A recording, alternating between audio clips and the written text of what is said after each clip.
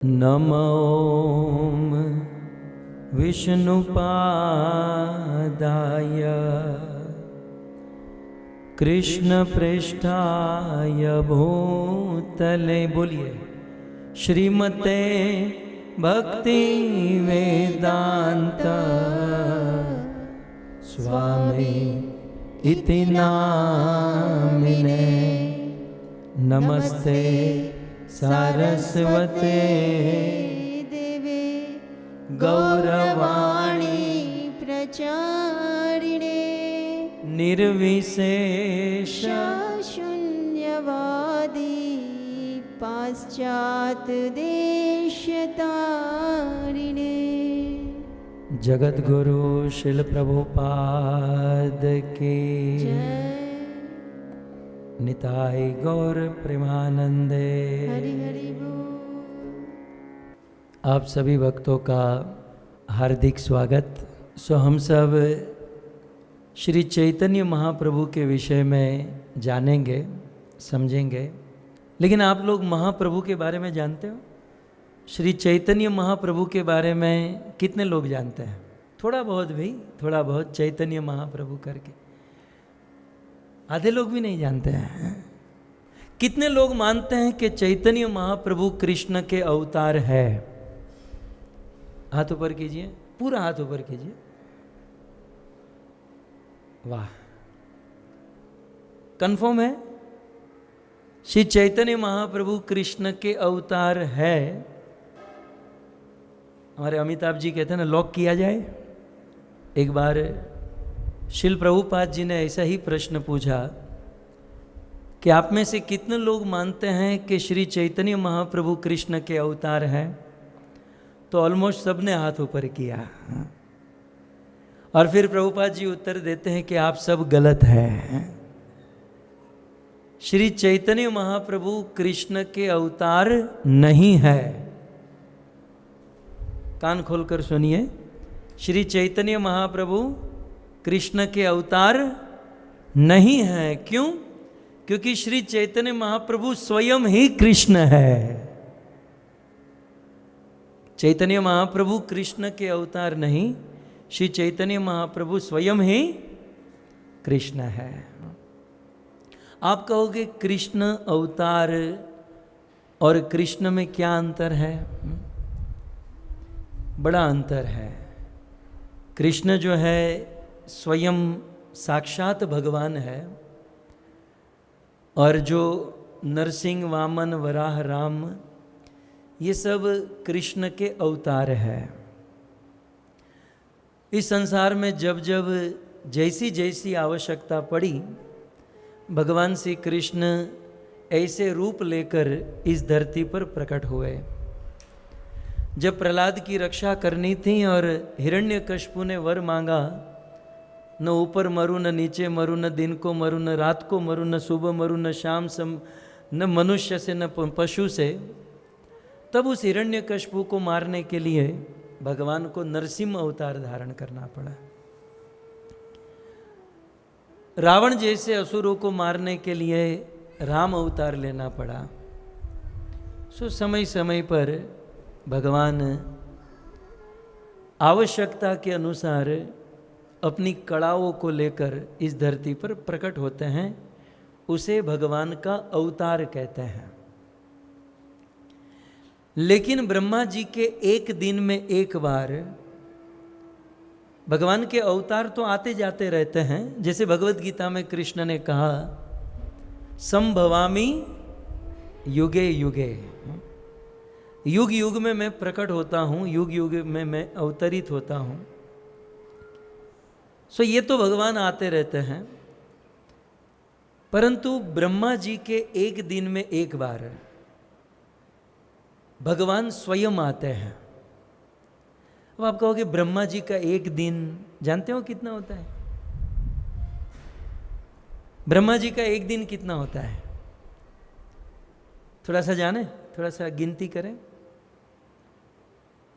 हमारे यहाँ टाइम जो है ना, सेकंड, मिनट, आवर के अनुसार कैलकुलेट होता है। वेदों में, शास्त्रों में टाइम जो है लव, पल, घटिका, मुरहुत, इस प्रकार से चलता है। लेकिन चलो हम आधुनिक युग की गिनती करें तो 60 सेकंड जब होती हैं तब 1 मिनट बनती है। ऐसी 60 मिनट होती है तब कितना होता है? 1 घंटा। ऐसे 24 घंटा बीतते हैं तब कितना होता है? 1 दिन। ऐसे 30 दिन बीतते हैं तब, जोर से बोलिए, 1 महीना। ओके, सो ब्रह्मा जी का 1 दिन हम देख रहे हैं। शांति हो गई।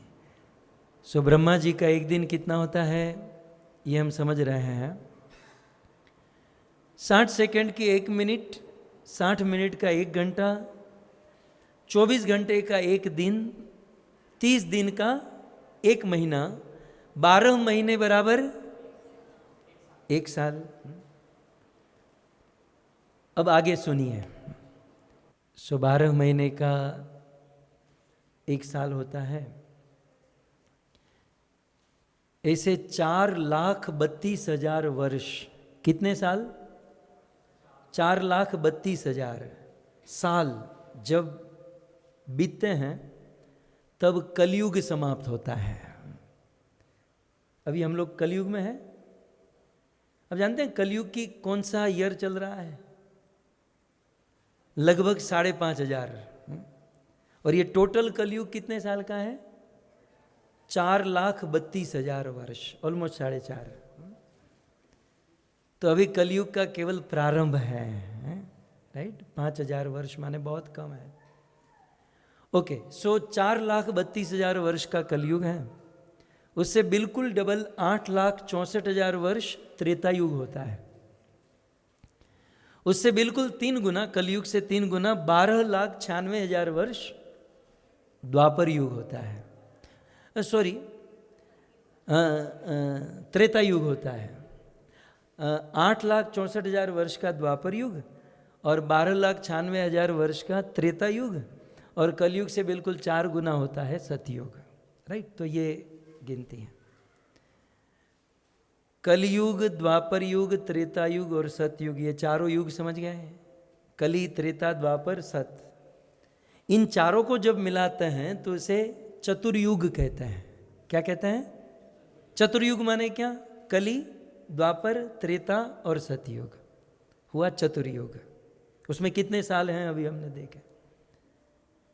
ऐसे 71 चतुर्युग जब बीतते हैं, 71 टाइम्स चतुर्युग बीतते हैं, तब एक मनवंतर होता है। क्या होता है? एक मनवंतर। और ऐसे 14 मनवंतर जब बीतते हैं तब ब्रह्मा का 1 दिन होता है। और उस ब्रह्मा के 1 दिन में एक बार भगवान अवतार नहीं, स्वयं भगवान प्रकट होते हैं। सो ब्रह्मा जी के 1 दिन में 14 मनवंतर होते हैं। अभी वर्तमान में कौन सा मनवंतर चल रहा है? 7वां मनवंतर चल रहा है। अब जानते ब्रह्मा जी का 50वां साल चल रहा है, और 50वें साल में ये 7वां मनवंतर चल रहा है। और 7वें मनवंतर के 28वें चतुर्युग में जहाँ द्वापर युग आता है, वहाँ भगवान अवतार नहीं लेते, स्वयं भगवान श्री कृष्ण प्रकट होते हैं। और ठीक उस ब्रह्मा के उस दिन के 7वें मनवंतर के 28वें चतुर्युग के द्वापर में जब कृष्ण आते हैं, उसके ठीक बाद वाले कलयुग में वही कृष्ण श्री चैतन्य महाप्रभु के रूप में प्रकट होते हैं। सो अब कलयुग चल रहा है। उसके पहले जो द्वापर युग था उसमें साक्षात भगवान कृष्ण प्रकट हुए। और वर्तमान में जो कलयुग चल रहा है 538 साल पूर्व वही श्री कृष्ण चैतन्य महाप्रभु बनकर इस धरती पर प्रकट हुए। अब आप कहोगे हम कैसे माने हैं? हम राम को मानते हैं, कृष्ण को मानते हैं, नरसिंह, वामन, वराह, ये सब मानते हैं। चैतन्य महाप्रभु स्वयं कृष्ण है और कृष्ण ही चैतन्य महाप्रभु बनकर आए। हम कैसे माने? तो आपको आज कुछ ऐसी बातें, कुछ ऐसा प्रमाण के तौर पर मैं आपको बताऊं, ताकि आपकी श्रद्धा थोड़ी दृढ़ हो और महाप्रभु को आप समझ सको। एक बार शिव पुराण की ये बात है। शिव पुराण में संहिता है। जैसे भागवत पढ़ने वाले आप जानते होंगे, भागवत में स्कंद होता है, प्रथम स्कंद, द्वितीय स्कंद। जैसे भगवत गीता में अध्याय होते हैं, वैसे शिव पुराण में संहिता है, राइट। उनमें से एक संहिता है अनंत संहिता। सो अनंत संहिता में एक बार पार्वती ने शिव जी से कहा कि आपने मुझे राम कथा तो सुनाई, आपने मुझे भागवत कथा भी, कृष्ण कथा भी सुनाई, त्रेता में प्रकट होने वाले भगवान की कथा यानी कि राम कथा आपने सुनाई। ये सब शिव पुराण की बात है, जहां चैतन्य महाप्रभु का वर्णन है। सो आपने त्रेता में प्रकट होने वाले राम जी की कथा सुनाई, आपने द्वापर में प्रकट होने वाले कृष्ण की अमर कथा भी मुझे सुनाई। अब प्रभु आप मुझे कलयुग में प्रकट होने वाले भगवान की कथा सुनाइए। कलयुग में कौन भगवान प्रकट होते हैं और उस भगवान की कथा आप हमें सुनाइए। तब शिव पुराण की अनंत संहिता में देवाधिदेव महादेव पार्वती जी से कहते हैं कि पहले देवी तुम यह समझो कि कलयुग में भगवान किस रूप में अवतरित होते हैं। तो शिव जी अनंत संहिता में कहते हैं कि देवी यह राधिका कृष्ण। अभी अभी मैंने आपको जो अमर कथा, भागवत कथा सुनाई, उसमें राधा और कृष्ण की कथा आपने सुनी। सो हे देवी, देवी माने पार्वती देवी, हे पार्वती देवी, यह राधिका कृष्ण, ये जो राधिका कृष्ण की आपने कथा सुनी, स इव कलियुगे गौर विग्रह। शिव जी कहते हैं वे राधा और कृष्ण मिलकर इस कलयुग में गौर विग्रह, गौरांग महाप्रभु के रूप में प्रकट होते हैं।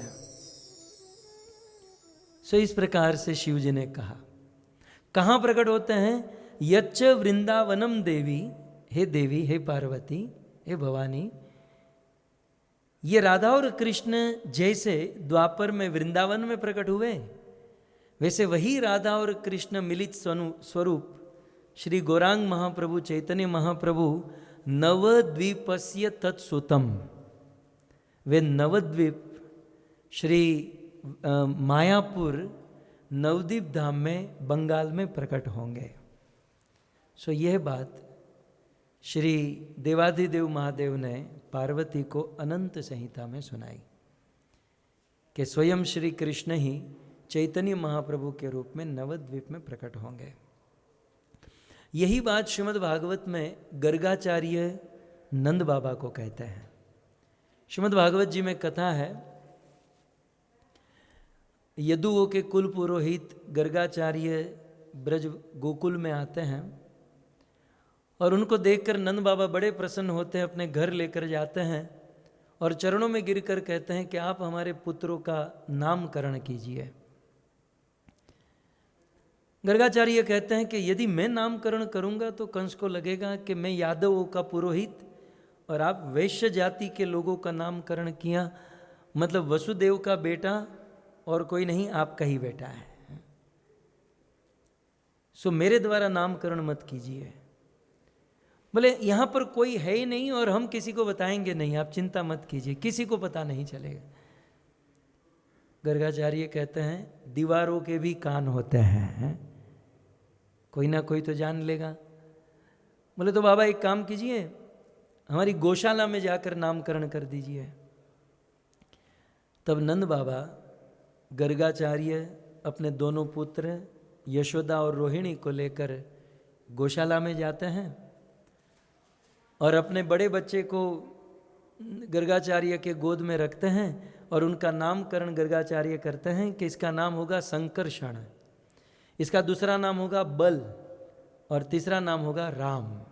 इस प्रकार से 3 नाम रखे, बल, राम और संकर्षण। अब जब छोटे बच्चे को गर्गाचार्य के गोद में रखा तो गर्गाचार्य ज्योतिषी थे, भविष्य जानते थे। तब गर्गाचार्य नंद बाबा को कहते हैं कि बाबा, आपका ये बेटा हर युग में प्रकट होता है और हर युग में आपके बेटे के शरीर का रंग अलग अलग होता है। अच्छा, कौन सा रंग होता है? बोले कृते शुक्ल। बोले सतयुग में आपका बेटा सफेद वर्ण का होता है, त्रेता युग में आपका ये बेटा त्रेतायाम रक्त लाल रंग का होता है, इदानीम कृष्णताम गत अभी द्वापर में आपका बेटा श्याम वर्ण का है, और कलयुग में यही आपका बेटा प्रकट होगा तो कहते हैं पीत वर्ण। वहाँ श्रीमद् भागवत जी में नंद बाबा को गर्गाचार्य कहते हैं कलो पीत, कलयुग में आपका बेटा पीत वर्ण का, पीले रंग का प्रकट होगा। जैसे द्वापर में श्याम वर्ण का है, त्रेता में रक्त वर्ण और सतयुग में सफेद वर्ण।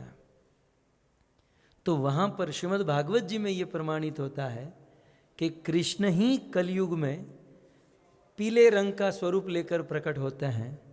इस कलयुग में पीत वर्ण माने पीले रंग के भगवान कौन? श्री चैतन्य महाप्रभु। सो शिव पुराण के अनुसार भी ये सिद्ध होता है कि चैतन्य महाप्रभु कृष्ण है। भागवत पुराण के अनुसार भी ये सिद्ध होता है कि श्री चैतन्य महाप्रभु और कोई नहीं, कृष्ण है। और हम आगे बढ़ें तो और एक इतिहास है, नव योगेश्वर आप सब जानते होंगे। भगवान ऋषभ देव के 100 पुत्र हुए। उन 100 पुत्र में से 9 पुत्र थे जिसका नाम था नव योगेश्वर। उन 9 का नाम था कवि, हरि, अंतरिक्ष, प्रबुद्ध, पिपलायन, आविर्होत्र, द्रुमिल, चमश और करभाजन। जनकपुर के राजा निमि ने करभाजन ऋषि को प्रश्न पूछा कि भिन्न भिन्न युग में भगवान किस स्वरूप में प्रकट होते हैं और उस भगवान को प्राप्त करने की विधि क्या है। तब करभाजन ऋषि निमि महाराज को उत्तर देते हैं कि सतयुग में भगवान श्वेत वर्ण के होते हैं और उस भगवान का नाम है हंस अवतार, और सतयुग में भगवान को प्राप्त करने की विधि है ध्यान। ध्यान करके सतयुग में प्रभु की प्राप्ति होती है। त्रेता में भगवान के शरीर का रंग रक्त वर्ण का होता है और अवतार होता है यज्ञ अवतार, और त्रेता युग में प्रभु को प्राप्त करने की विधि है यज्ञ, अश्वमेध यज्ञ, वाजपेयी यज्ञ। यज्ञ के द्वारा भगवान को प्राप्त किया जा सकता है। द्वापर युग में भगवान श्याम वर्ण के प्रकट होते हैं, करभाजन ऋषि कहते हैं, और उस द्वापर के भगवान को प्राप्त करने की विधि है परिचर्या। बड़े बड़े मंदिर बनाए, प्रभु की सेवा करे, परिचर्या करे, इससे प्रभु की प्राप्ति हो सकती है। और फाइनली कलयुग की बात करते हुए कहते हैं कि कलयुग में जो भगवान प्रकट होता है तो वहाँ पर श्लोक में कहते हैं कृष्ण वर्ण त्विषा कृष्णम। कलयुग के भगवान के विषय में कहते हैं कलयुग में जो भगवान प्रकट होते हैं कृष्ण वर्ण त्विषा अकृष्ण, उस भगवान की जो त्विषा है, शरीर का रंग है, वो अकृष्ण। अकृष्ण, कृष्ण माने काला और अकृष्ण माने काले से बिल्कुल ऑपोजिट गोरा। सो कलयुग के भगवान कैसे होंगे? अकृष्ण, मतलब गौर वर्ण के होंगे। और कलयुग के भगवान करेंगे क्या? कृष्ण वर्ण। वो स्वयं भगवान होकर भी कृष्ण का नाम लेंगे। और कलयुग में भगवान का अस्त्र शस्त्र क्या होगा?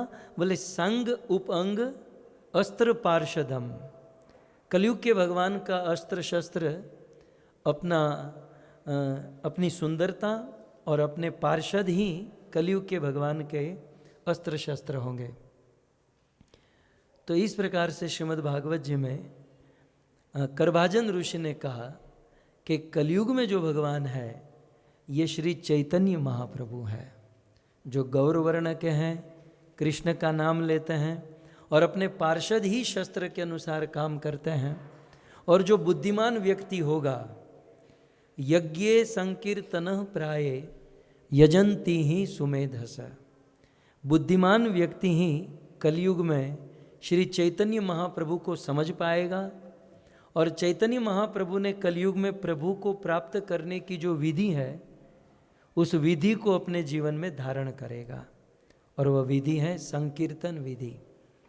सो इस प्रकार करभाजन ऋषि के द्वारा भी यह सिद्ध होता है कि कलयुग में स्वयं भगवान श्री कृष्ण चैतन्य महाप्रभु के रूप में प्रकट होते हैं। और भी अनेकों जगह पर यह प्रमाण है। विष्णु सहस्त्र नाम आप लोग जानते हैं? ऐसे सुना तो होगा ना, भले आप लोग सहस्त्र नाम नहीं जानते हैं लेकिन ये टाइटल तो सुना होगा, विष्णु सहस्त्र नाम, राइट। हमारे वहाँ लोग विष्णु सहस्त्र नाम का पाठ करते हैं, पूजा भी करते हैं। जानते हैं विष्णु सहस्त्र नाम ओरिजिनली कहाँ से हैं? ये विष्णु सहस्त्र नाम महाभारत में लिखे गए हैं और महाभारत को इतिहास कहा जाता है। सो महाभारत के कुछ श्लोकों में भगवान विष्णु के 1000 नाम बताए गए हैं। विष्णु के विष्णु सहस्त्र नाम, टाइटल ही आप समझ सकते हैं।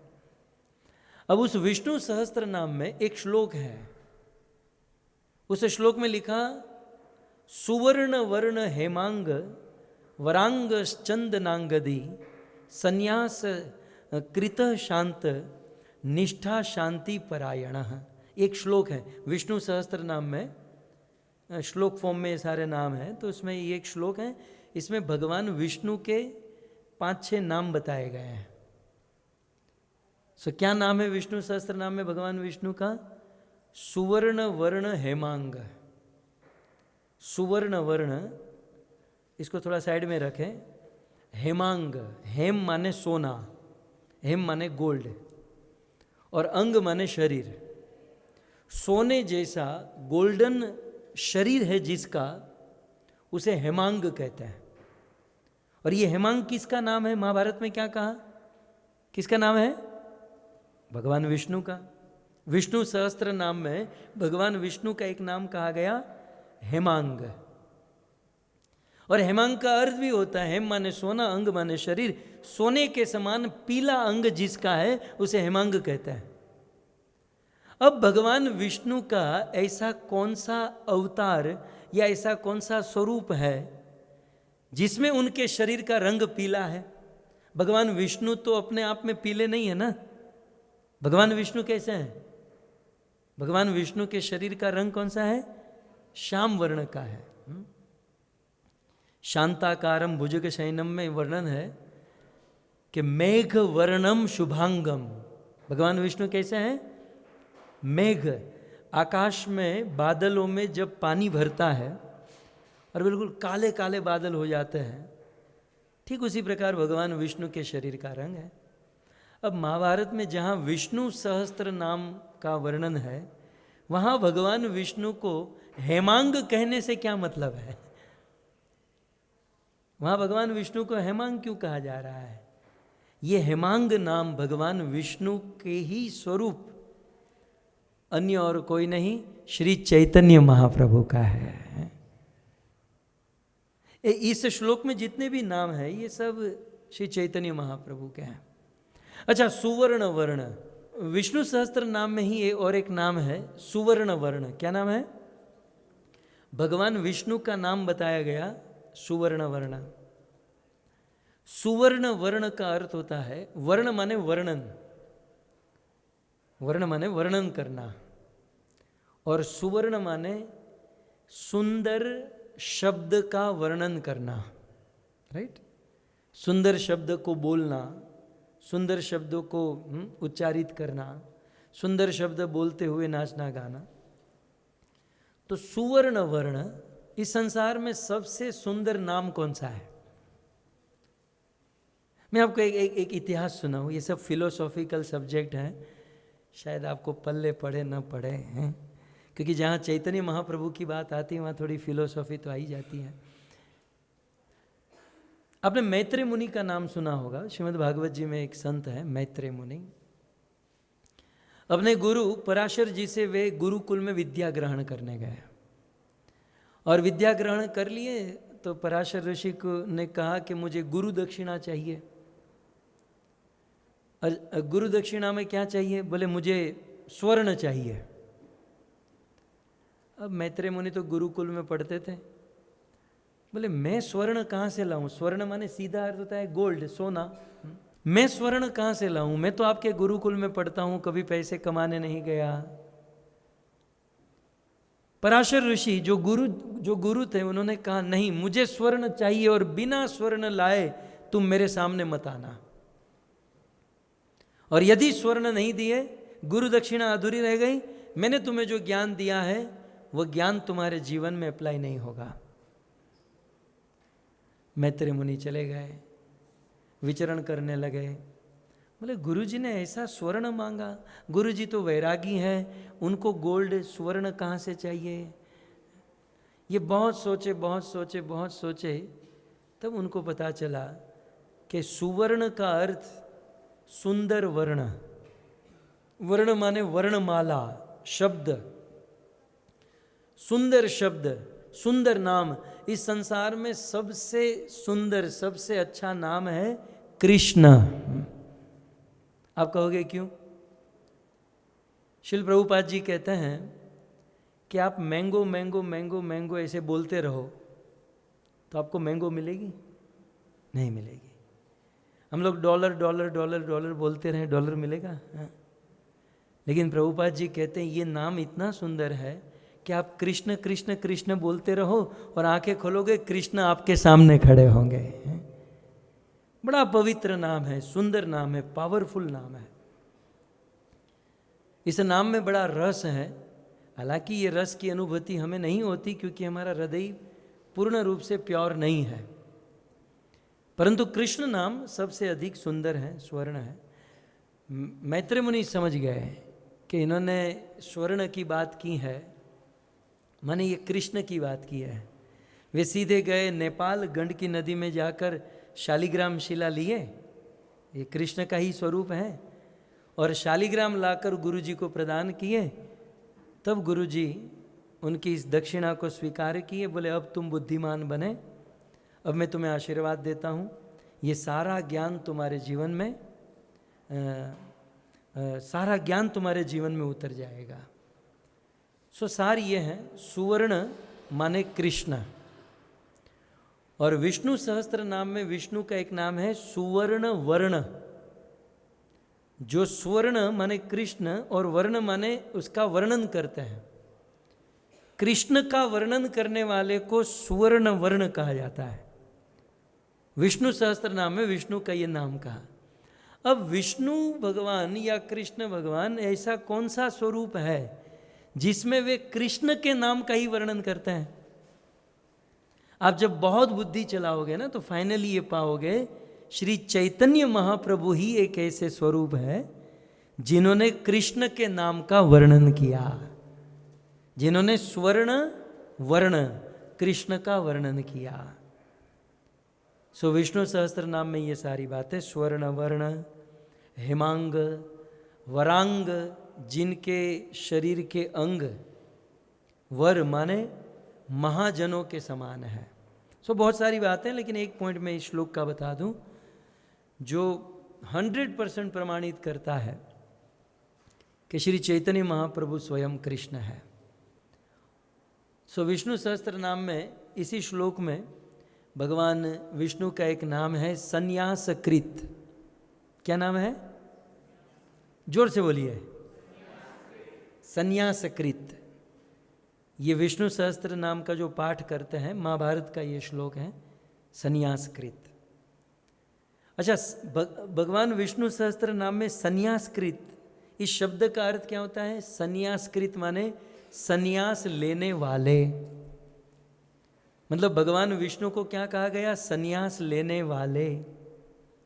अब आप सारे पोथी पत्रा इतिहास पुराण खोलकर देखो, भगवान विष्णु ने किस अवतार में या किस रूप में संन्यास लिया?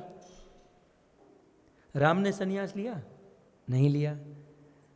कृष्ण ने संन्यास लिया? नहीं लिया। नरसिंह, वामन, वराह, किसी ने भी संन्यास लिया? नहीं लिया। तो संन्यास किसने लिया?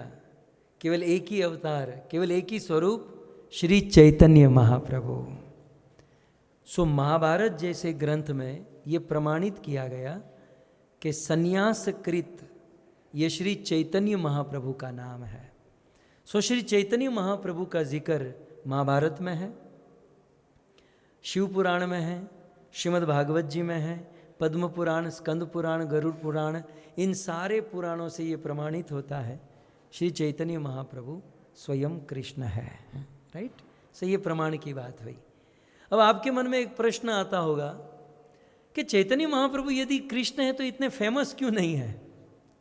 जैसे राम जी फेमस है, जैसे कृष्ण फेमस है, जैसे नरसिंह भगवान फेमस है, विष्णु भगवान फेमस है, ये चैतन्य महाप्रभु इतने फेमस क्यों नहीं है? मतलब सब लोग क्यों नहीं जानते? महाभारत में ही इसका उत्तर है और भागवत जी में इसका उत्तर है। ये चैतन्य अवतार जो है, ये चैतन्य महाप्रभु का जो अवतार है, ये प्रच्छन्न अवतार है। प्रच्छन्न माने छिपे हुए अवतार है। जानबूझकर महाप्रभु अपने आप को भगवान के रूप में प्रस्तुत न करके अपने आप को भक्त के रूप में प्रस्तुत करते हैं। स्वयं भगवान श्री कृष्ण कलयुग में भगवान बनकर न आकर वे भक्त बनकर आते हैं। सो श्री चैतन्य महाप्रभु क्योंकि भक्त बनकर आए, इसलिए लोग थोड़ा बहुत जानने वाले भी महाप्रभु को भक्त जानते हैं, कहते हैं संत हैं, भक्त हैं। यद्यपि श्री चैतन्य महाप्रभु स्वयं भगवान श्री कृष्ण है। तो प्रश्न ये होता है कि कृष्ण को भक्त बनने की जरूरत क्यों बढ़ गई? क्यों कृष्ण भक्त बनना चाहते हैं?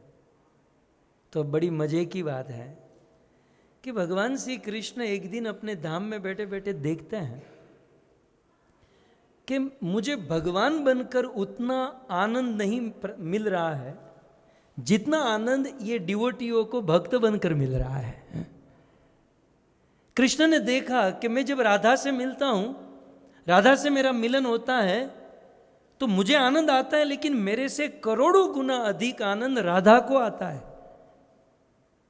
मतलब मैं भगवान होकर भी लॉस में चल रहा हूं और वो डिवोटी होकर प्रॉफिट में, बेनिफिट में जा रहे हैं। बताओ, भगवान को अधिक बेनिफिट मिलना चाहिए। सो मेरे से ज्यादा मेरे भक्त को आनंद आ रहा है। ऐसा होता है। मैं थोड़ा टेक्निकल टर्म्स में आपको कहूं, यदि आपका इंटरेस्ट हो तो। ठंडी की मौसम होती है और गांव में जब ठंडी होती है ना तो पानी गर्म किया जाता है। घर पर भी आप लोग पानी गर्म करते होंगे। सो मान लो, आप इमेजिन करो, मटके में पानी डाला और उस मटके को चूल्हे पर रखा, नीचे से आग जलाई गई। राइट? अच्छा, ये क्रिया करने का उद्देश्य क्या है? पानी गर्म करना चाहता है, गर्म पानी पीना चाहते हैं स्नान करने के लिए, पानी गर्म करना ये उद्देश्य है। राइट? सो पानी गर्म करना उद्देश्य है और पानी जो है वो विषय है और मटका जो है वो आश्रय है। राइट? मटके का आश्रय लेकर पानी को हम गर्म करना चाहते हैं। उद्देश्य पानी गर्म करना है और उस मटके को चूल्हे पर रखा जाए, चूल्हा आग शुरू की जाए। मैं आपको प्रश्न पूछूं कि पहले मटका गर्म होगा कि पानी गर्म होगा? इजी है, साधारण प्रश्न है, बताओ जोर से, जोर से। मटका गर्म होगा ना। अच्छा, उद्देश्य क्या है हमारा? लेकिन होगा क्या? ठीक है, राधा रानी का उद्देश्य है कि मैं कृष्ण को प्रसन्न करूं, या फिर संसार के किसी भी डिवोटी का उद्देश्य होता है मैं मेरे भगवान को, प्रभु को, श्याम सुंदर को, कृष्ण को प्रसन्न करूं। उद्देश्य होता है कृष्ण को प्रसन्न करने का। लेकिन कृष्ण प्रेम भक्ति का कुछ स्वभाव ही ऐसा है कि कृष्ण बाद में प्रसन्न होते हैं, डिवोटी पहले प्रसन्न हो जाता है। जैसे ये हमारा उद्देश्य था पानी को गर्म करना, और हम चाहते भी थे कि पानी पहले गर्म हो, लेकिन होता क्या है, पहले मटका गर्म होता है फिर पानी गर्म होता है। सो प्रेम और भक्ति का स्वभाव भी कुछ ऐसा है कि कृष्ण हमारे विषय सब्जेक्ट हैं और हम भक्ति करने वाले आश्रय हैं। हमारा उद्देश्य है कि कृष्ण प्रसन्न हो, लेकिन कृष्ण की भक्ति करने के लिए जब कोई प्रयास करता है कि कृष्ण प्रसन्न हो, कृष्ण बाद में प्रसन्न होता है, पहले डिवोटी प्रसन्न होता है। समझ में आ रहा है थोड़ा बहुत? मैं आपको एक सटीक एग्जाम्पल दूं, उसके लिए आपको भारत जाना पड़ेगा। भारत में लगभग जिनके पास कार होती हैं ड्राइवर होते हैं, राइट? ड्राइवर आगे बैठकर ड्राइविंग करते हैं और जो मालिक होता है वो पीछे बैठकर आराम से अपना कुछ काम कर लेता है। प्राय हमने तो यही देखा है। गर्मी की सीजन होती है और मालिक पीछे बैठा है और ड्राइवर को कहे कि गर्मी हो रही है, एसी शुरू कर दो। ओके, मालिक ने क्या कहा? गर्मी हो रही है, थोड़ा एसी शुरू कर दो। ड्राइवर एसी ऑन करता है किसके लिए? किसके लिए? ड्राइवर 100% वो एसी शुरू करता है मालिक के लिए, लेकिन एसी की पहले हवा किसको आएगी? फिर ड्राइवर का वो महाप्रसाद पीछे मालिक को जाएगा। ड्राइवर के अंदर का पूरा ड्राइवर को स्पर्श होके वो सब, ड्राइवर को ऐसा नहीं है कि मुझे हवा मिले, राइट? वो तो अपने मालिक के लिए कर रहा है, लेकिन स्वभाव, सेवा का स्वभाव ही कुछ ऐसा है कि पहले वो हवा ड्राइवर को आएगी फिर मालिक को आएगी। सो भक्ति में भी कृष्ण ने देखा कि ये मेरे जो डिवोटी है, ये जो मेरे भक्त है, हाँ मैं भगवान हूँ, मैं विषय हूँ, ये लोग आश्रय हैं और लोग मेरी सेवा, मेरी भक्ति कर रहे हैं, लेकिन मेरी भक्ति करने वाले मेरे से ज़्यादा सुखी हो रहे हैं। तो मुझे ये कैसे जानने मिलेगा? मेरी भक्ति करने से ये जो ज़्यादा सुख मिल रहा है, मुझे उस सुख को टेस्ट करना है, मुझे भी ज़्यादा सुखी होना है। कृष्ण को ये लोभ हो गया। अब मैं आपको पूछूं, कृष्ण को ये इच्छा हो गई कि मेरे भक्त मेरी भक्ति करने से मेरे से जो ज़्यादा सुख ग्रहण कर रहे हैं, मुझे वो सुख का आस्वादन, मुझे वो सुख चाहिए, तो कृष्ण को कैसे मिलेगा? कृष्ण को भी भक्त बनना पड़ेगा। बिना भक्त बने वो सुख नहीं मिलेगा ना। देयरफॉर इसलिए कृष्ण कलयुग में भक्त बनकर आए, प्रच्छन्न रूप से आए, डिवोटी बनकर आए। ये एक कारण है। समझ गए एक कारण? ये शास्त्र के बहुत जटिल श्लोकों की बात मैं आपको सरल भाषा में सुना रहा हूँ। चैतन्य चरितामृत में श्लोकों में कविराज ने ये सब लिखा है। अच्छा, दूसरा कारण कृष्ण क्यों आए?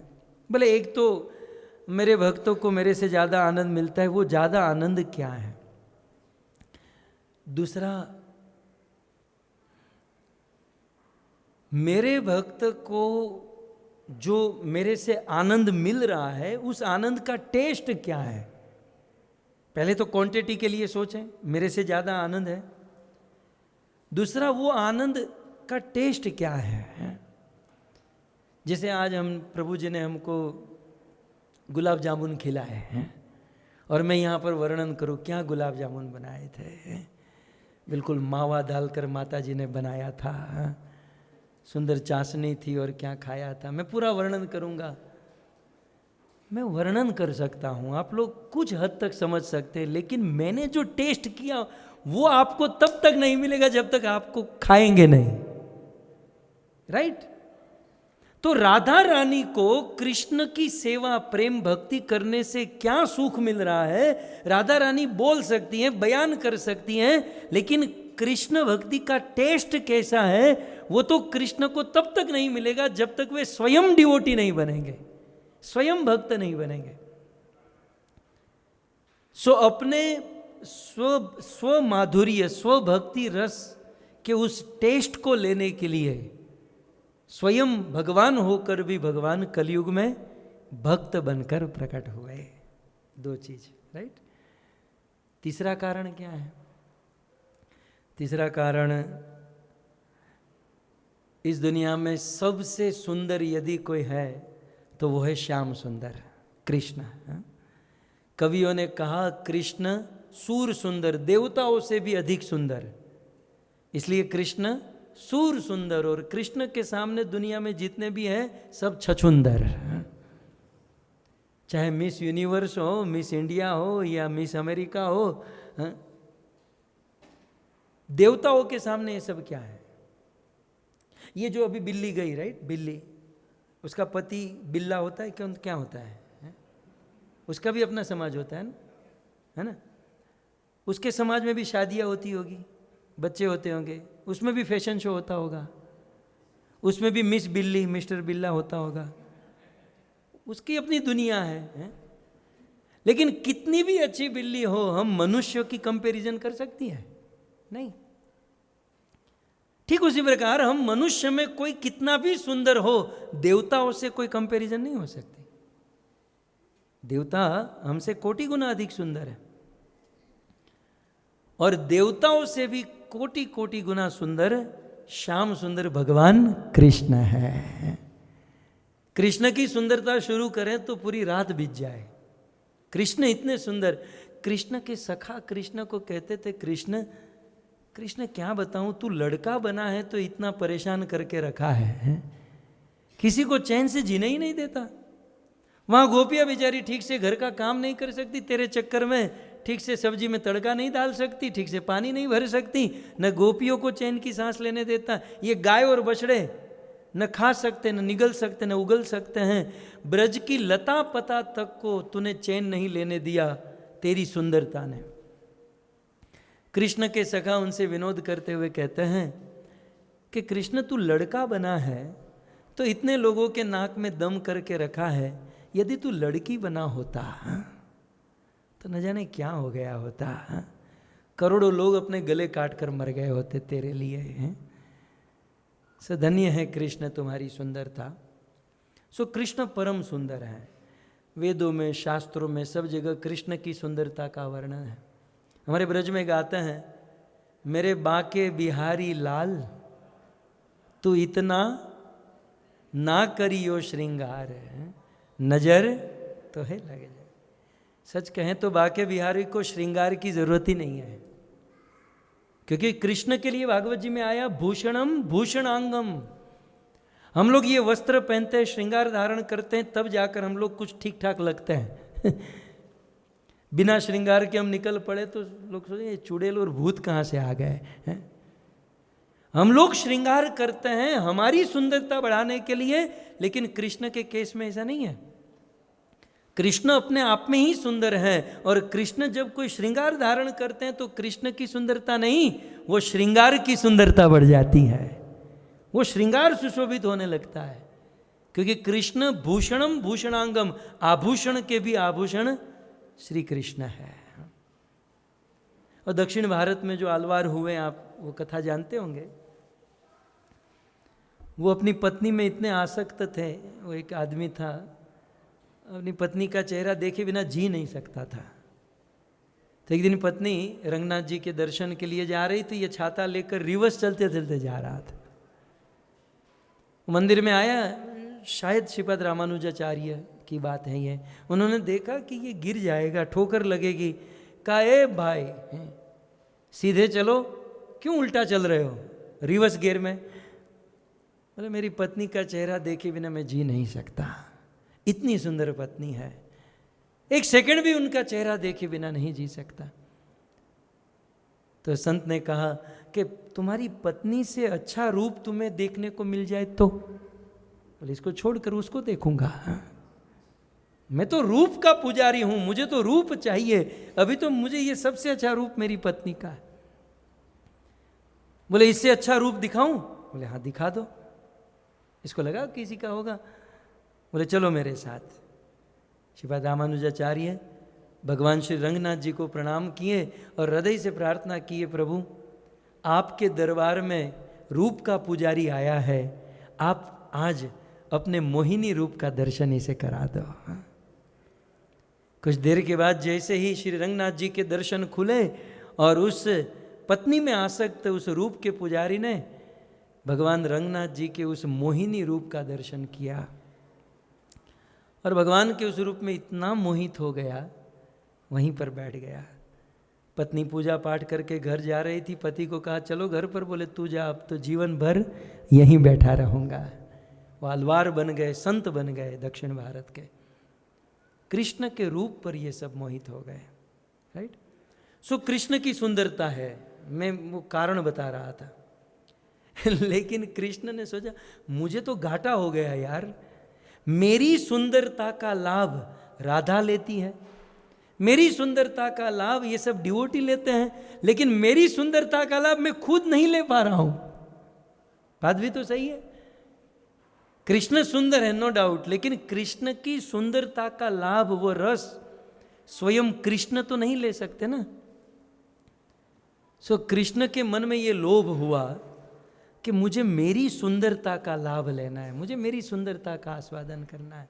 और वे कैसे पॉसिबल है? मैं भक्त बनकर जाऊंगा, मैं भक्त बनूंगा, तब जाकर मैं वो रस और वो लाभ ले पाऊंगा। तो यह सोचकर भगवान श्री कृष्ण भक्त बनकर इस धरती पर प्रकट होते हैं। सो भक्त बनने के ये कार्य, ये उद्देश्य है। और भी बहुत सारे उद्देश्य हैं। कृष्ण भक्त बनकर क्यों आते हैं? बहिरंग दृष्टि से यदि कहूँ तो हम सब जीवों पर करुणा करके कृष्ण कलयुग में भगवान नहीं भक्त बनकर आए। हम पर करुणा कैसी? भगवान श्री कृष्ण ने देखा कि मैं अनेकों अवतार लिया, नरसिंह, वामन, वराह, राम, अनेकों पराक्रम किया, लेकिन फिर भी लोगों की मति गति मेरे में लग नहीं रही है। फिर मैं स्वयं कृष्ण बनकर धरती पर गया और भगवत गीता का ज्ञान दिया। गीता लोग खरीदते हैं, अपने घर पर भी रखते हैं, लेकिन पढ़ता कोई नहीं है। गीता से भी उतना काम नहीं बना। अब क्या करें? मैंने लीला की, अवतार लिया, पराक्रम किया, गीता का ज्ञान दिया, लेकिन फिर भी डिवोटी नहीं बन रहे। तब भगवान ने अपने मन में सोचा। क्या सोचा? जैसे फॉर एन एग्जाम्पल, कोई क्लासरूम है, छोटे छोटे बच्चे स्कूल में जाते हैं ना, आजकल तो नर्सरी वालों को भी कितना पढ़ाया जाता है, छोटे छोटे बच्चों को है? तो बच्चों को स्कूल में हम भेजते हैं और वो टीचर जो होती हैं ब्लैक बोर्ड पर लिखती हैं, बच्चों आप अपनी स्लेट में लिखो ए फॉर एप्पल। कुछ बुद्धिमान बच्चे लिख देते हैं, लेकिन कुछ मेरे जैसे होते हैं, देखते रहते हैं क्या लिखा है। अरे बेटा लिखो अपनी स्लेट में ए फॉर एप्पल, नहीं लिखती। जब वो टीचर ब्लैक बोर्ड से दिखाती हैं कि ये लिखो और वे स्टूडेंट नहीं लिखता है, अब अच्छी टीचर होगी तो क्या करेगी? साधारण होगी तो छोड़ देगी, चलो छोड़ो इसको, नहीं आएगा।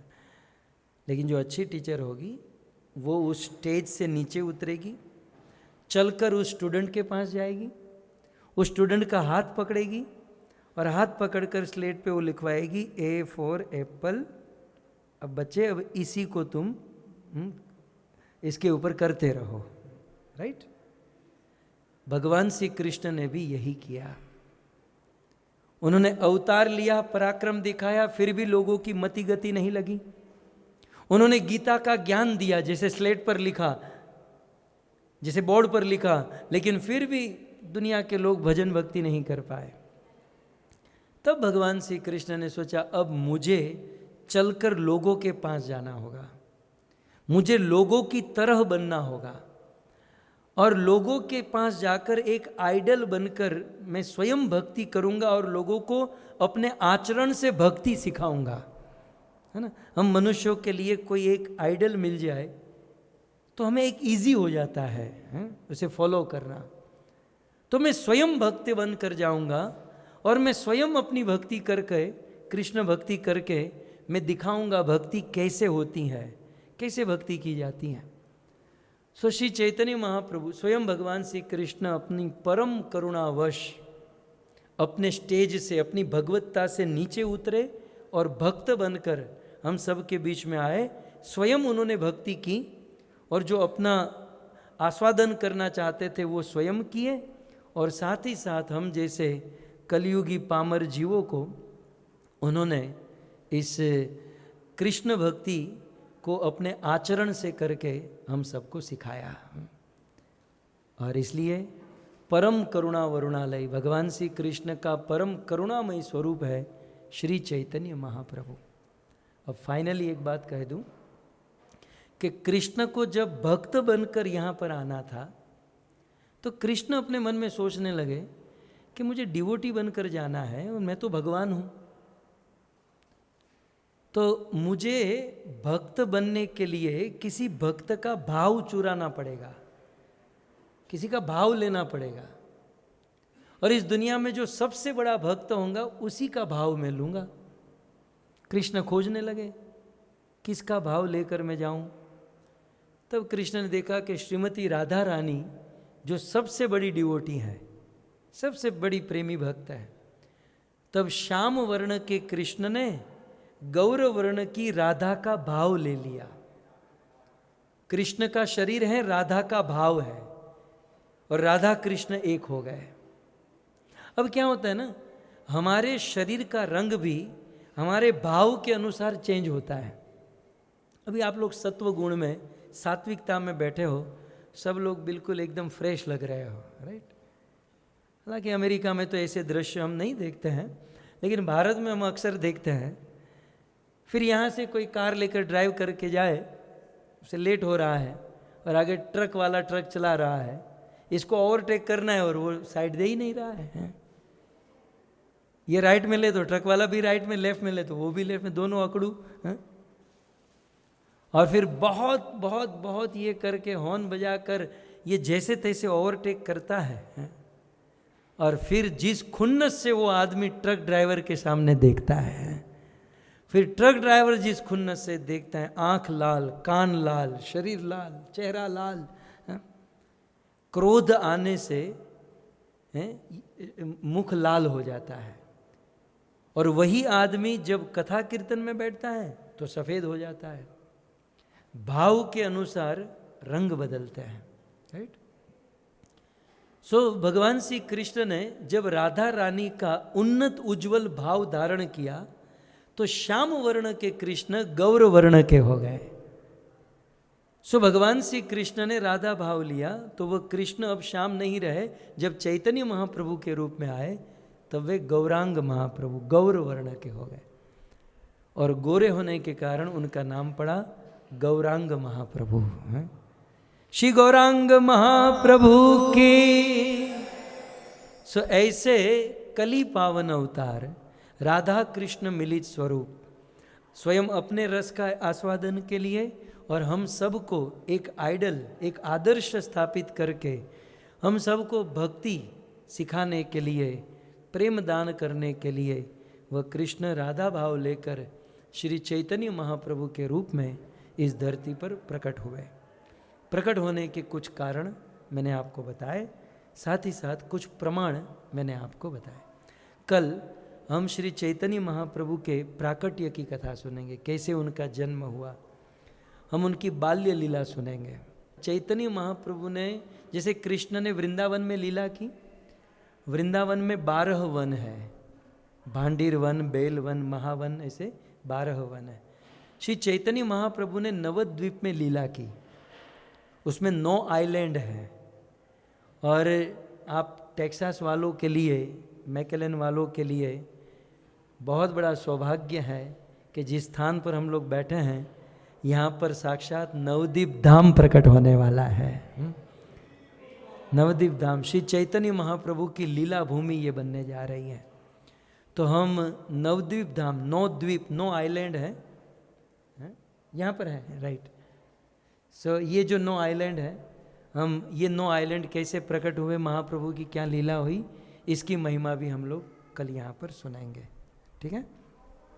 अभी जो आपने सुना इसमें आपके कोई प्रश्न हो, कोई जिज्ञासा हो, या कुछ बातें समझ में न आई हो तो आप जिज्ञासा कर सकते हैं, प्रश्न पूछ सकते हैं। हम प्रयास करेंगे कुछ क्लियर करने का। सो आप अपना हाथ उठाइए, माइक जो जिसको चाहिए आप ले सकते हैं। हरे कृष्णा। हरे कृष्णा प्रभु जी, दंड प्रणाम। बहुत ही सुंदर कथा प्रभु जी। जैसा कि आपने बताया कि महाप्रभु जी ने प्रसन्न अवतार लिया है, तो इसीलिए जो है वो इतने फेमस, जैसे कृष्णा और राम ने भी। तो प्रसन्न अवतार लेने की क्या आवश्यकता पड़ी? मैंने प्रवचन में बताया ना, हाँ। कि भक्त बनकर आए। भक्त का अर्थ ही है प्रसन्न। यदि भगवान बनकर आए होते तो वह सुख, वो रस, वो प्राप्त नहीं होता ना। जैसे मैंने स्टार्टिंग कहाँ से किया था वो मटका याद नहीं है आपको? पहले मटका गर्म हो। पहले मटका गर्म होता है, फिर पानी गर्म होता है। मटका ज़्यादा गर्म होता है, पानी कम गर्म होता है। यदि भगवान बनकर आए होते तो वो फीलिंग वो फील नहीं कर पाते, राइट? तो अपना प्रेम कैसा होता है, प्रेम का स्वरूप कैसा होता है, अपने रूप का आस्वादन कैसा होता है, ये डिवोटी बनकर ही जान सकते हैं, राइट? तो डिवोटी बने तब तो भगवत्ता को छिपाना पड़ेगा ना। जब तक भगवत्ता को छिपाएंगे नहीं तब तक डिवोटी नहीं बन पाएंगे। तो भगवत्ता को छिपाना यही है प्रसन्नता। जैसे मैं आपको एक एग्जांपल दूं, किसी को बताना मत। हरे कृष्ण प्रभु। मैं इसको एक एग्जांपल देता हूँ। मैं यहाँ 10 साल से हूँ, 10-12 साल से। तो एक बार मैं भारत गया, तो मेरे भाई ने कहा आज क्या खाने का मन हो रहा है? अमेरिका में मैंने कहा सब कुछ मिलता है, गोलगप्पे नहीं मिलते हैं और मिलते भी हैं तो भारत जैसे नहीं, टेस्टी नहीं मिलता है। तो हाँ भाभी बना देगी घर पर सब। बोले घर वाला नहीं यार, घर वाला नहीं, हम जो पहले खाते थे ना वो टेस्टी। अरे चलो मैं लेकर जाता हूँ। मैंने कहा कहाँ लेकर जाओगे, पूरी दुनिया तो जानती है हमको, कोई खाने ही नहीं देगा। बोले एक ऐसी जगह पर लेकर जाऊँगा वहाँ आपको कोई नहीं पहचानेगा। तो मुझे बहुत दूर ड्राइव करके किसी एक जगह पर गए और बैठे, गोलगप्पे का ऑर्डर दिया, 1 2 तीसरा खाया, 2-3 लोग आए, लाल गोविंद प्रभु। मैं ड्रेस चेंज करके गया था, मैं सब कुछ चेंज करके टोपी पहन कर गया था कि कोई पहचाने नहीं। लाल गोविंद प्रभु आप? हाँ। आप यहाँ? मैंने सब कुछ रख दिया। बोले आप हमारे घर पर चलो, हम अभी गोलगप्पे बनाकर आपको खिलाएंगे। तो हमारा तो वो सुख चला ही गया ना।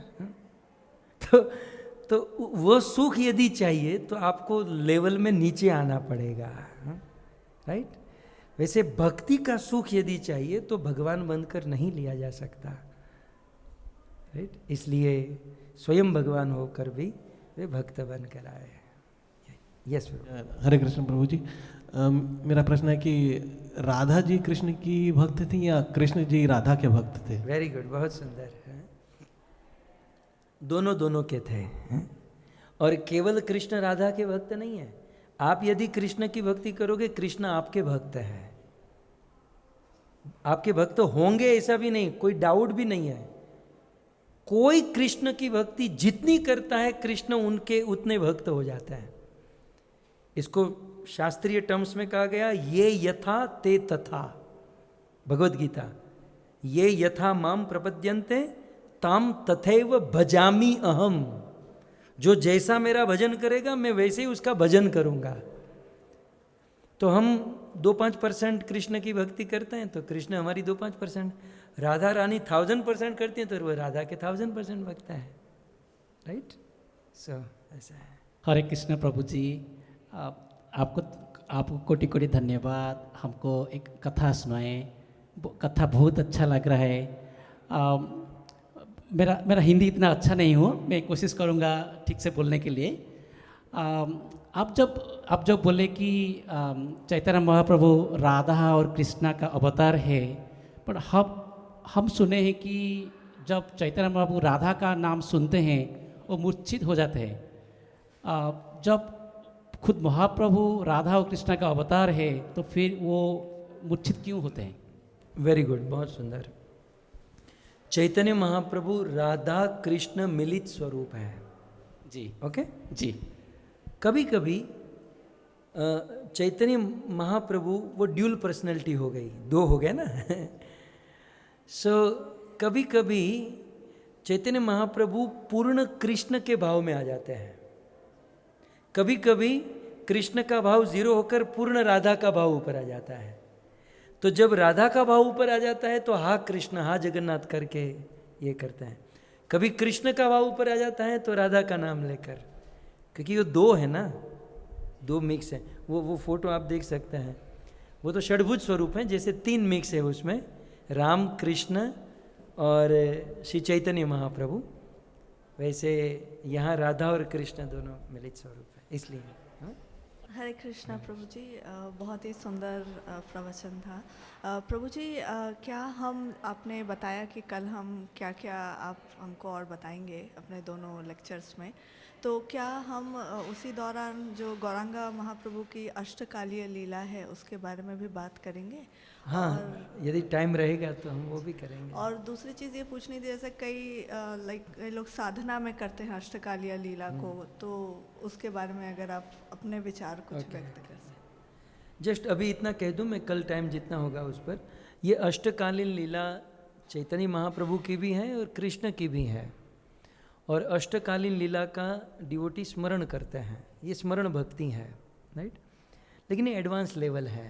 पहले हमारा चैंटिंग तो ठीक से होने लगे, हमारा चैंटिंग ठीक से हो, हमारी 4 रेगुलेटरी प्रिंसिपल ठीक से फॉलो करें, चैंटिंग ठीक से करें, प्रभुपाद जी ने जो साधना का स्टैंडर्ड दिया है ये सब कुछ ठीक से हो जाए, उसके बाद एडवांस लेवल पर वो अष्टकालीन लीला का स्मरण करते हैं। और उसमें 8 प्रहर में महाप्रभु क्या करते हैं, कृष्ण क्या करते हैं, तो ये सुना जाता है। तो पॉसिबल है, सुन सकता है। ठीक है, धन्यवाद। अभी प्रोग्राम पूरा नहीं हुआ है। जहाँ महाप्रभु की कथा है, महाप्रभु को प्रसन्न करने के लिए हमें कीर्तन करना होगा। और कीर्तन भी कैसा, महाप्रभु की तरह उदंड कीर्तन, नाचते हुए गाते हुए, राइट। तो अभी सूचना होगी, सूचना के बाद 5-10 मिनट हम लोग झूमते हुए कीर्तन करेंगे। यस प्रभु। हरे कृष्णा प्रभु जी, फर्स्ट ऑफ ऑल कि आपने बहुत ही सुंदर कथा करी।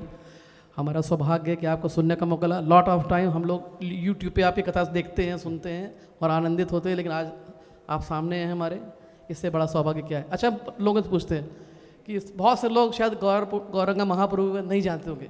अब कितने लोग जान गए गौरंगा प्रभु कौन है? अपना हाथ ऊपर करिए अगर आप जान गए हैं कि कौन है। और अगर जो नहीं जान पाए हैं उनके लिए कथा भी जारी रहेगी, वो भी जानेंगे। गौरंगा प्रभु सबसे बड़ा बात है कि वो कहते हैं कि हमको नाचना गाना पड़ेगा। पहले हम लोग जब भक्ति करते सोचते थे नाचना गाने की क्या ज़रूरत है, हम चुपचाप बैठेंगे, साधना करेंगे, यही बहुत बहुत बहुत है। ये नाचने गाने का प्रोग्राम किधर से आ गया? लेकिन जब चैतन्य महाप्रभु की लीला समझ, उन्होंने कहा कि नाच कौन सकता है? जो खुश होगा। दुख में कौन नाच सकता है? तो आप भक्ति में जब इतना खुश हो जाते हैं कि आप नाचने में, तब चैतन्य महाप्रभु का भक्ति का आता है। इसीलिए वो बिल्कुल अल्टीमेट, जैसे कहते हैं ना, परफेक्शन जब आपको भक्ति का होता है वो चैतन्य महाप्रभु है, जिसमें सारे दुख भूल के आप जब नाच गाते हैं फिर आपको क्या चिंता है, नहीं। तो वो लेवल जब आएगा वो शुद्ध भक्ति है। प्रभु जी ने जो अभी आपको केवल एक छोटा सा इंट्रोडक्शन दिया है कि अभी भगवान धरती पे आए हैं भक्त के रूप में, अभी क्या क्या करेंगे वो आगे आगे मिलेगा। तो इसलिए आप कथा को छोड़िएगा नहीं। बहुत अच्छी हमारे लिए एक अपॉर्चुनिटी है सबके लिए सुनने की। भक्तों के साथ सुनने का मजा कुछ और है। अकेले हम सुनते हैं, दिमाग इधर उधर भागता रहेगा दुनिया भर के परेशानियों में, लेकिन जब भक्त जब बैठते हैं तो हमारा दिमाग थोड़ा सा वहाँ केंद्रित रहता है। तो प्लीज़ डू कम। ये प्रभु जी फ्लोरिडा से ड्राइव करके आपके लिए 2 दिन चल के आए हैं। तो हम चाहते हैं कि प्रभु जी का आप लोग सब लोग धन्यवाद करें 3 बार हरि बोल बोल के। हरि बोल, हरि बोल, हरि बोल।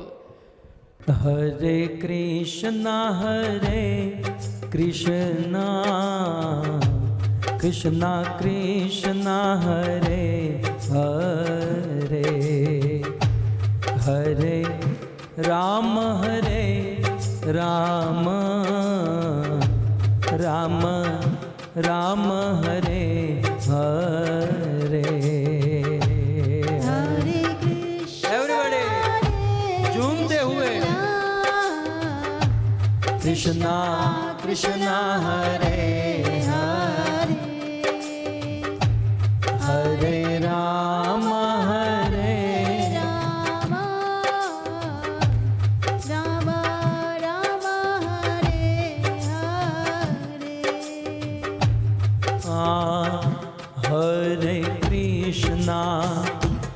हरे Krishna Krishna Krishna Hare Hare,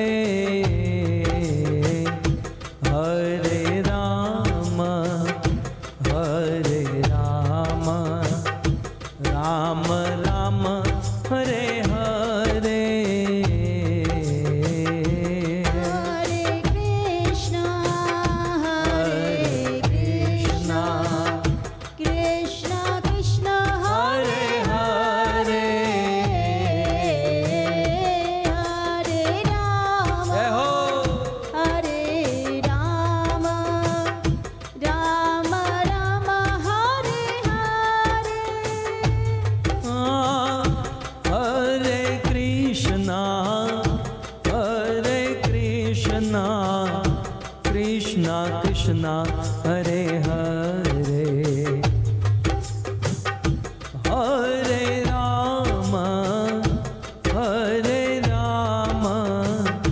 Ram Ram Hare Hare. Hare Krishna, Hare Krishna, Krishna Krishna, Hare Hare, Hare Rama, Hare Rama, Rama Rama, Hare Hare. Hare Krishna, Hare Krishna, Krishna Krishna, Hare Hare, Hare Rama, Hare Rama, Rama Rama, Hare Hare. Hare Krishna, Hare Ho, everybody. Krishna Krishna, Hare Hare, Hare Rama, Hare Rama, Rama Rama, Hare Hare.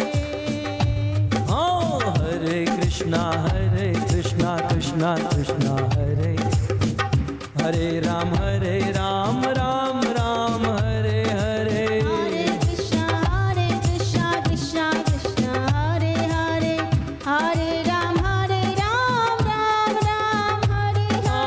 Hare Krishna, Krishna Krishna, Hare Hare, Hare Ram, Ram Ram, Hare Hare.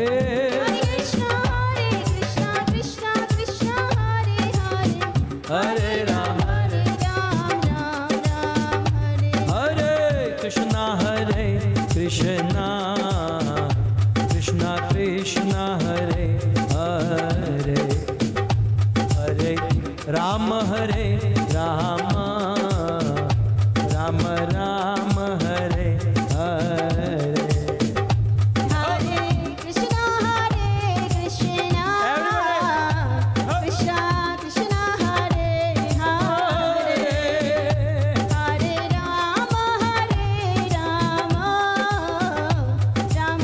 तो Rama, सर्वजय प्रभु क्या? Hare सर्वजय, क्या नाम है उनका? सर्वजय प्रभु।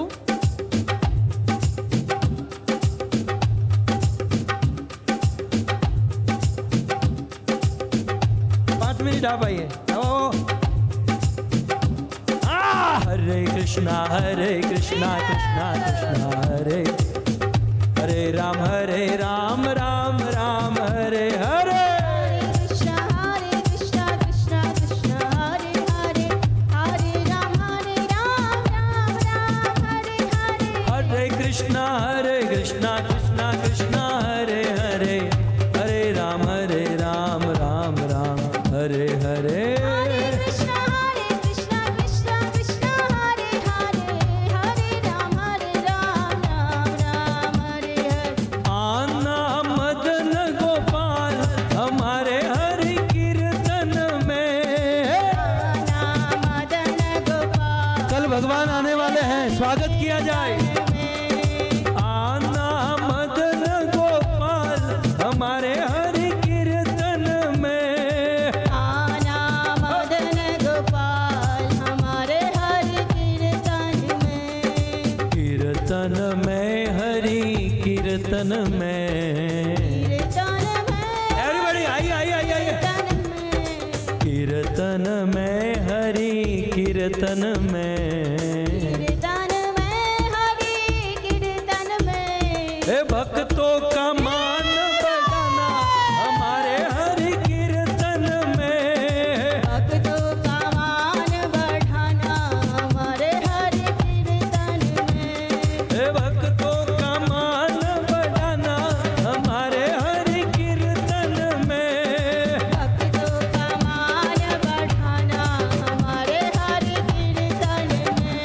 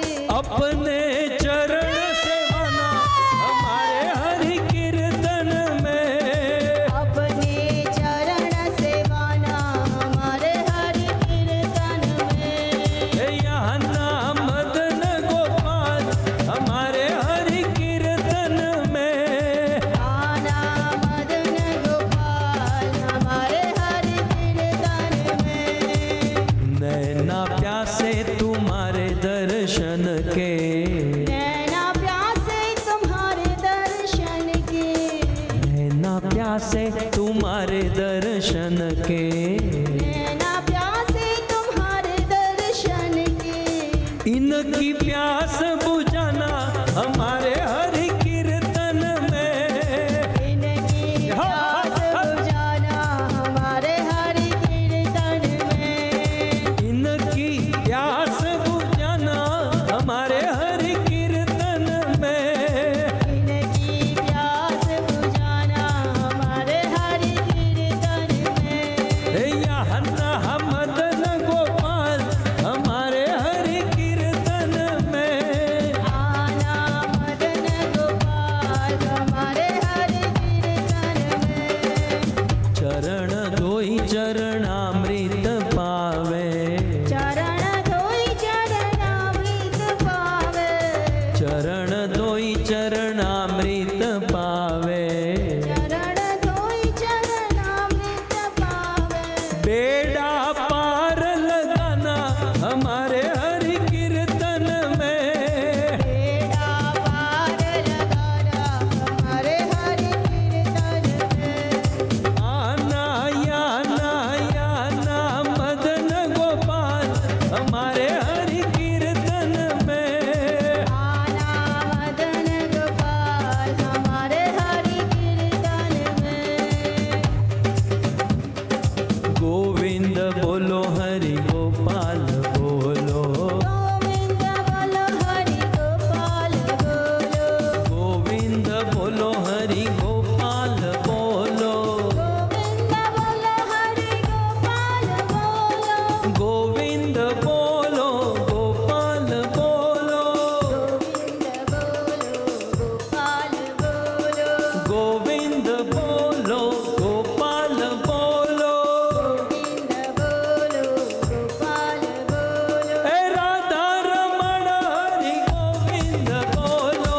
राधा रमण हरि गोविंद बोलो। हे राधा रमण हरि गोविंद बोलो। राधा रमण हरि गोविंद बोलो। हरे कृष्णा कृष्णा कृष्णा हरे हरे। हरे राम राम राम हरे हरे। हरे कृष्णा हो कृष्णा हरे हरे। हरे राम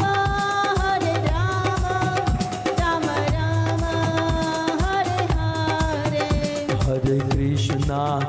हरे कृष्णा कृष्णा कृष्णा हरे हरे।